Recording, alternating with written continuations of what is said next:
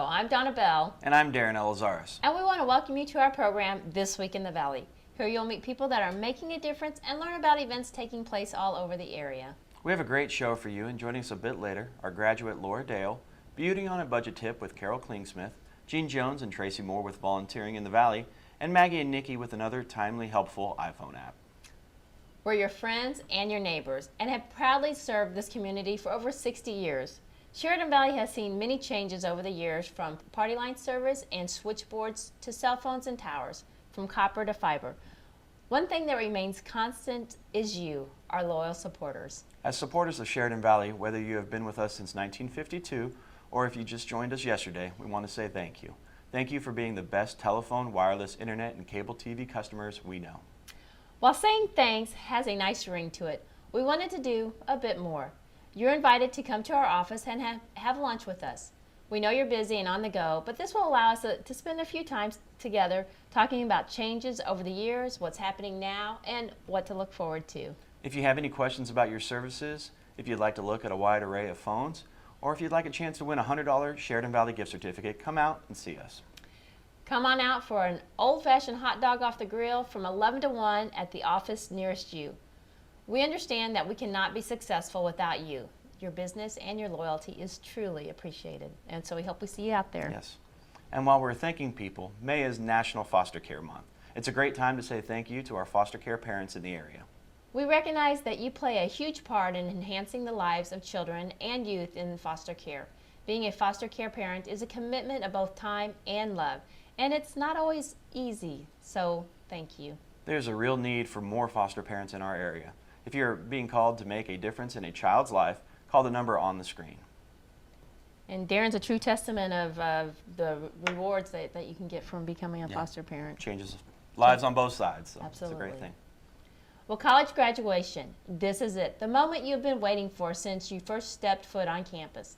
Several years of reports, speeches, finals, and now you have your diploma. We'd like to introduce you to a special college graduate, Laura Dale of Macon. She's received her bachelor's degree more than 5 decades after she started college. Hear her inspiring story. I am so pleased to have this most amazing lady here on the set with us today. Her name is Laura Dale. Hi, Laura. It's nice to have you on the show. Very nice being here. Thank you for inviting me. You're welcome.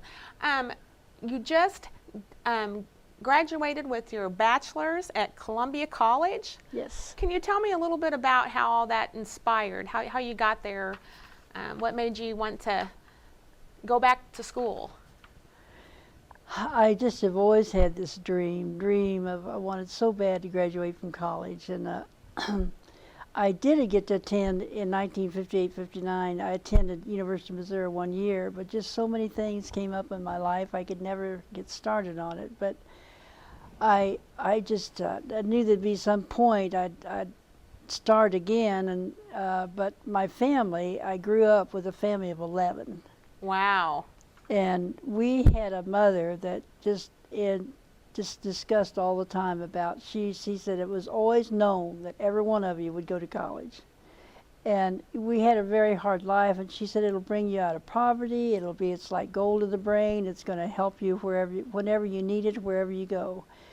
And actually all 11 of us went to the University of Missouri, and 7 graduated, but I never did get to the graduation point. But then 3.5 years ago, I just couldn't stand it any longer. I just looked into, and first thing I looked into, Columbia College has online, which I wasn't familiar with that. I had no computer, didn't know how to use one. And so I inquired with them, and they started sending me information, telling me about it. And then I really got excited. Mm-hmm. So I started the online, which is so wonderful because you can do your classes at night. And all of them, each professor will help you through anything you need help with, you can call. And my most important thing was call the technology department, because I'd have trouble with the computer. I didn't have So that was computer. a little challenging, Yeah. I take it. I had 2 grandsons there with me. It's so cool they were there, because kids really know computers. Yes. And this one time I was typing this paper. I typed 4 pages on it. It was a hard paper, and it went away, completely disappeared. I thought, oh no, and Stevie came in and said, Grandma, look up there at the top. See that thing that looks like a fish hook? So just press on that. It all came back. See, they know all the ins and outs of computers. But I just loved it. It's just like in my heart, I felt like I was accomplishing what I'd always dreamed of.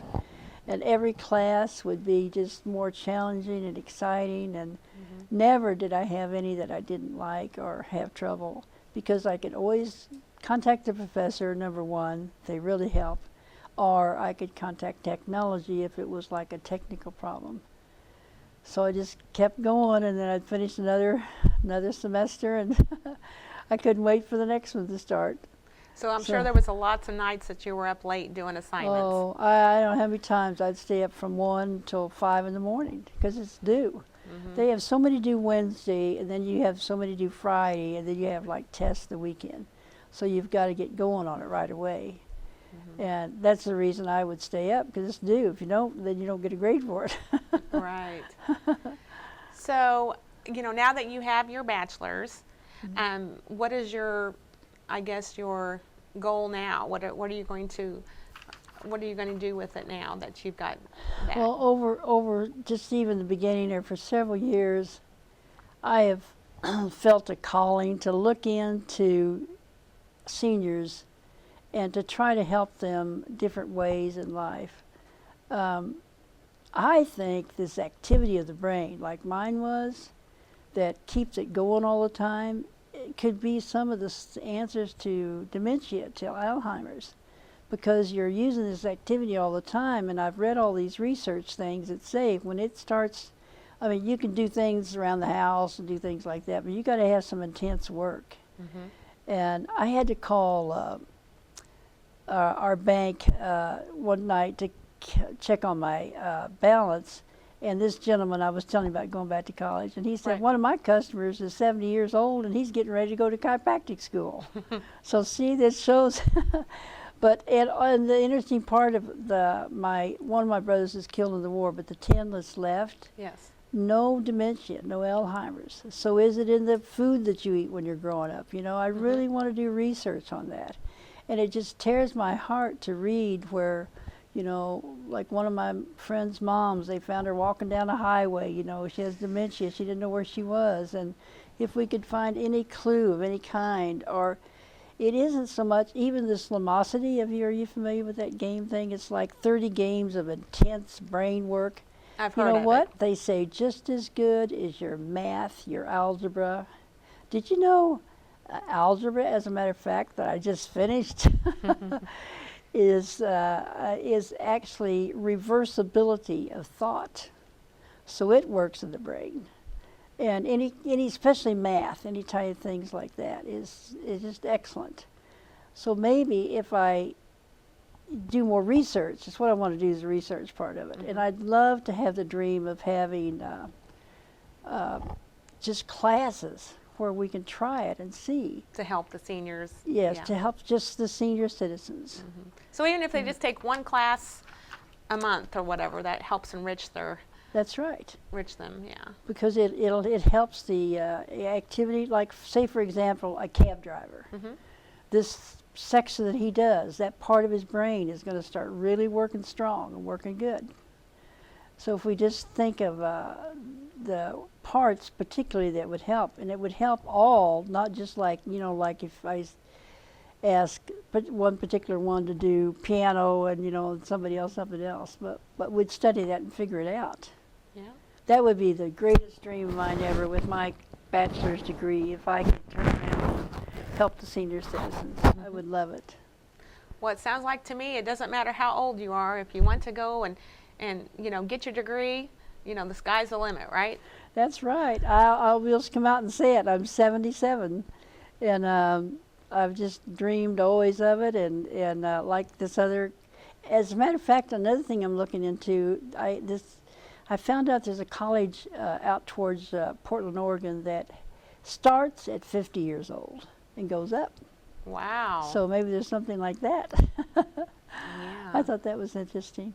Yes, that is. But if you've ever had a dream of it, just keep pursuing it, because it'll come true. And it sounds like you had a lot of support that came and shared with your glory of being able to graduate? Oh, wow. That was really neat. I have 6 grandsons. They all showed up at my graduation. And when I walked over to get the diploma from the president of the college, I could hear all this hooping and hollering, and they were jumping up and down. They were so excited. They took a picture of it afterwards of all the kids gathered together. And they are gung-ho on going to college. So you're a fine example for them, aren't you? Yes, I'm excited for them because I'm really proud that they were, excited about me learning and finishing. Well, it's been an awesome time here to just, get to know your story. And, no matter how old you are, you can go and pursue your goals. And if you want to go back to college, you need to just work for it. And, it took a lot of time and determination, but you made it, so everybody else can too. This picture they happened to put in the local paper in Columbia when I was there the next day. The big sign on it says, "Never too late." Yeah. Because they just can try it, and see what they, if they're interested, they'll really be happy that they pursued it, I think. Well, Laura, it's been a pleasure to have you Thank on here you. today. Thank you. I love being here. Thank you. Yes, and thank you again. Thank you, Laura. Thank you for reminding us how important it is to set a goal and to finish it. You are an inspiration. Absolutely. Well, in the world of beauty, there are endless beauty tips and rules to keep you looking fabulous. From secrets about how to style your hair without heat, to brilliant ways to hydrate your skin, and everything in between. Do you want to look great without breaking the bank? Our next guest, Carol Klingsmith, brings you beauty on a budget. Hello, I'm Carol Klingsmith, and you are watching Healthy Living. If you were with us for our last show, you know that we started a new series called Beauty on a Budget, giving you simple tips to be able to get healthier, which will make you beautiful from the inside out. Not just saying you're beautiful, but actually having that nice skin, nice hair, the thing that you're searching for with all those products. So today, what I wanted to start with was something that's really simple and really easy. So one of the things, and you've probably been seeing it if you're on the web, you've been seeing it all over the web lately, and that is starting your morning with a cup of hot, warm lemon water. So what you would do is you want to, of course, have lemons. You know that I prefer organic. If you can get organic, that's perfect. These actually came from Hy-Vee, so organic is getting more local. I have seen organic lemons at Walmart's before. If you cannot get organic, then, whether organic or not, you want to wash the lemon, of course. And then if it is not organic, you may also want to, what I used to do is spray them with a vinegar and just let them sit, then rinse them off, or use hydrogen peroxide, and at least it'll get some of the things off where people have been handling your fruit. Whether it gets all the pesticides off, I don't know. But at least you're doing something to try to, but if you can get organic, that's really preferred. So all you do is just cut a lemon in half.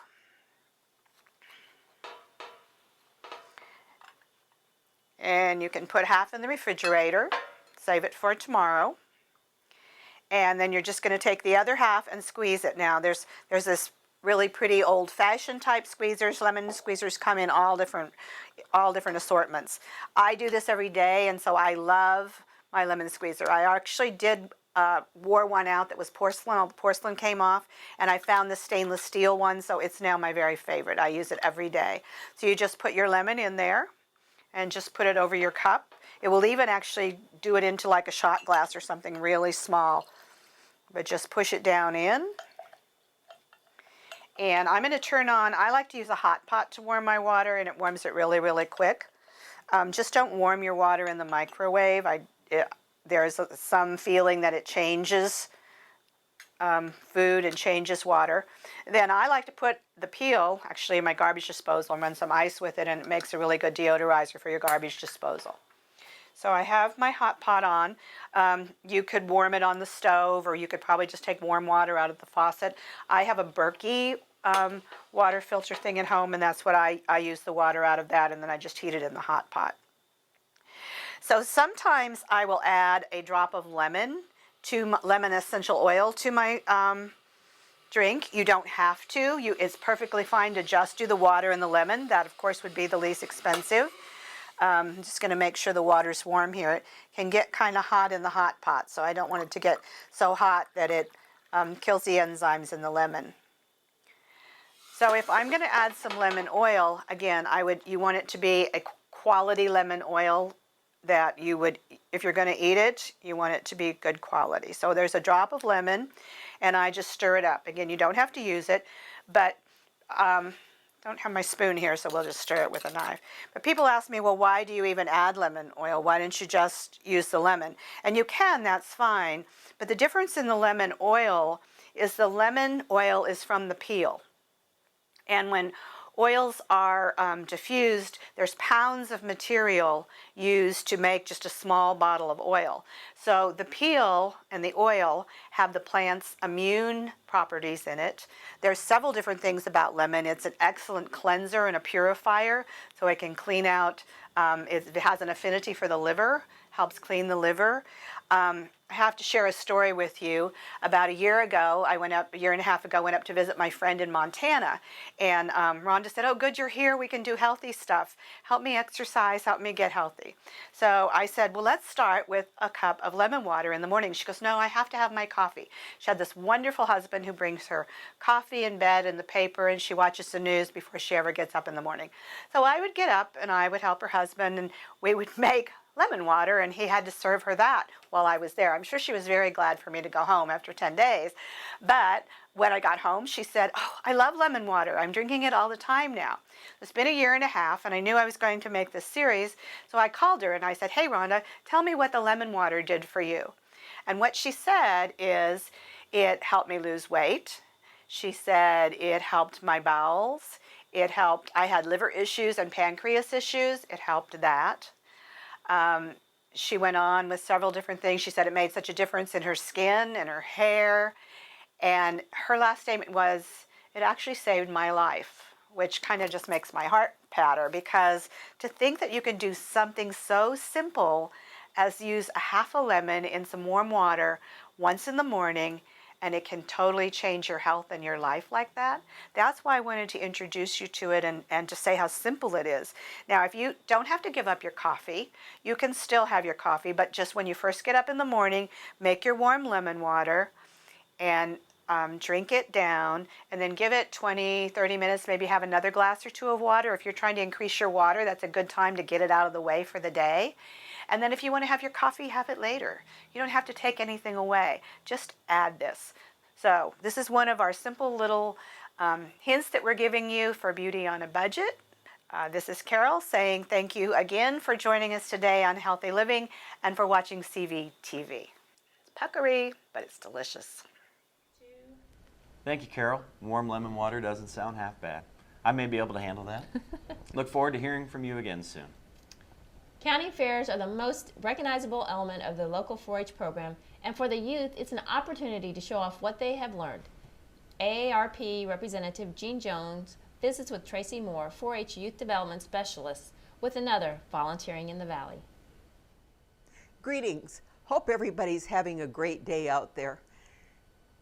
I'm having a great day. We're just coming off a huge success.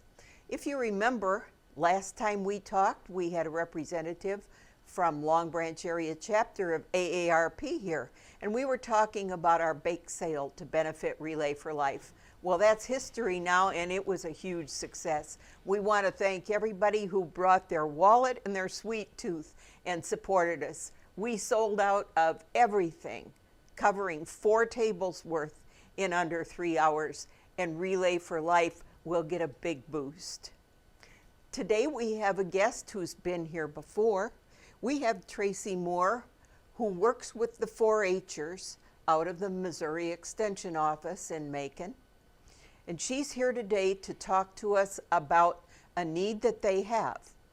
Before, we were trying to recruit some additional leadership and some people to help the young folks with their projects. Tracy, did you have any results from your previous trip in? We did. We did have a couple volunteers that did sign up to be volunteers from our last interview that we had. That's really great. So tell me why you're here today. I understand you've got some needs for the fair, which is coming up. Sure, our fair starts on July 5th out at the Macon County Park, and we will be looking for some judges for our county fair on the 4-H side in the expo building. Great. Are there some special areas where you normally have a little problem finding qualified judges? Well, we usually get all the areas covered, but some of the areas I know that we have are the livestock projects that we'll need a judge for, are entomology, quilting. Quilting is kind of a new project actually now to 4-H. It used to be a project back in the day, but it has come back. Scrapbooking and arts and crafts are two other big areas that we have, along with our general clothing, such as clothes you make and clothes you buy. Really? I didn't know they did anything with purchased clothing. And personally, that was my experience with 4-H, was that's where I learned to sew. And I can tell you, Tracy, that a lot of the clothing I wore through high school and college came about because I participated in 4-H, and it helped fill a need when I had a need. So there's a lot of things there. Now, you're talking about things like scrapbooking. That's relatively new. And entomology is bugs. Okay, that's what I thought. Okay, and these young people range in what ages? Anywhere from 5 to 18. We even have a few 19-year-olds because we go by what we call the 4-H year, and that is how old the member is on December 31st. That's great. So it serves the entire youth community. And are there any other areas that you'll need volunteers besides judges? Will you have plenty of people, for instance, to help the young people check in their displays and set them up? We will need a person to help check in, and we will also need some folks out there to help the judges actually keep up their book. We call those folks superintendents, and they pretty well just keep the book for the judges.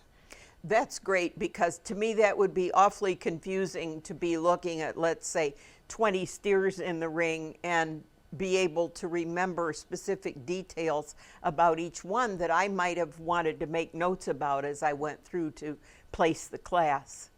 I know it's an exciting time for everybody, and I know it's a really busy time for you. You said that you're taking in the Achievement Day Achievement Day paper. entries are actually coming in this week, and our Achievement Day is when all of our 4-H members will come in and they'll give their demonstrations, public speeches, table settings. We have our royalty interviews and our actual fashion review that day, plus some other activities as well. So your fashion review will have already taken place before the fair. Yep, fashion review Okay. actually happens before the fair, and then they actually bring their garments in to be judged during the county fair judging at Expo Day. And this is when the young participants actually model the clothing that they have made. That's at Achievement Day, they'll model their clothes. Okay, that's great to know. Anything else that you have that you want to point out or talk about, or any special projects? I don't think so. We are still growing here in Macon County. We're up to 200 members this year in 4-H, which is awesome, but we're always willing to accept more. 4-H does have an open enrollment. Majority of our folks usually enroll around October, but if somebody's interested right now, they're more than welcome to join now. They will be limited on some things that they can do, such as the county fair. We do have a deadline to be able to participate in the county fair and camp and such. What a fabulous job you folks are doing serving the young people and youth of our community. And what a great way to give these young folks something to do during the summer months when school is out of session. Keep them interested, keep them occupied, right? That's right. Let's keep them learning. That's what 4-H is about. We're about Let's keeping see. them learning life If skills. I remember, it's the 4-H's were head, heart, hands, and health. Yep, that's Not them. necessarily in that order. Yep, but that's after the all right these years, I don't know where that came from. We've got lots of other groups in the community who would love to have your assistance. We've got others who serve the youth besides our 4-H. We've had Girl Scouts on and talked about some of the areas where they could use a hand. The Community Child Development Center is always looking for volunteers, as are our nursing homes in the area. So whether you're more interested in finding a way to serve with the very young or the slightly less young in the community, there's plenty of ways that you can get out there and do it. Hunger, food insecurity is another area in our community where all of us should be concerned. We've got a wonderful two-sided food pantry operation here. We have the monthly distribution and we have the emergency food pantry. And if you're interested in helping out with either of those, talk to the two Lindas. The two Lindas who are listed on the credits on your screen, the places where you can make contact to help out, they will tell you the kind of volunteering that's available and when and how to sign up. Also, we've got two other programs that serve the nutritional needs of the community. One of those is the Senior Center with the Hot Meals on Site and the Meals on Wheels program. They can always use assistance both in the kitchen, preparing meals and delivering meals. And the Agape Cafe, which picks up the slack 2 Saturdays a month for families or individuals who may have a food situation on the weekends. They serve hot meals out of the Legion Hall here in town, and they will also deliver if you contact that program. The Literacy Center and NECAC both have need for a little bit of steno help, front desk help, receptionist.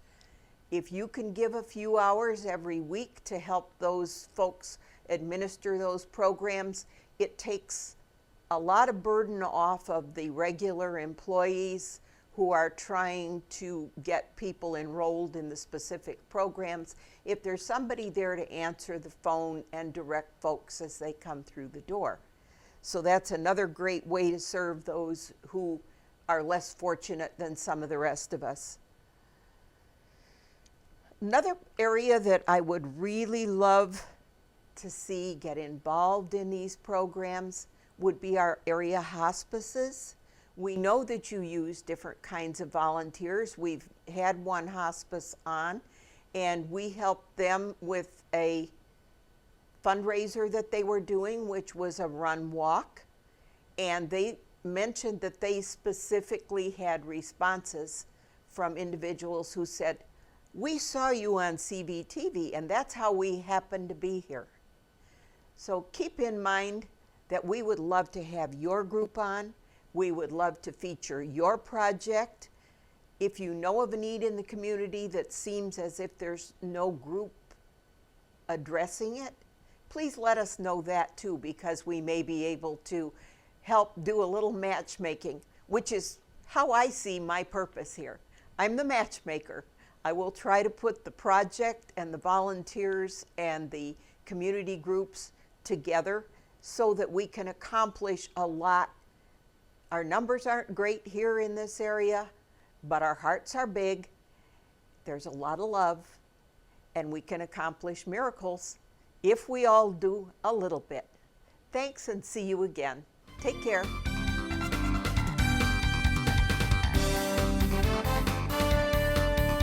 I'm Laura Dale. Don't go backwards. Keep moving forward.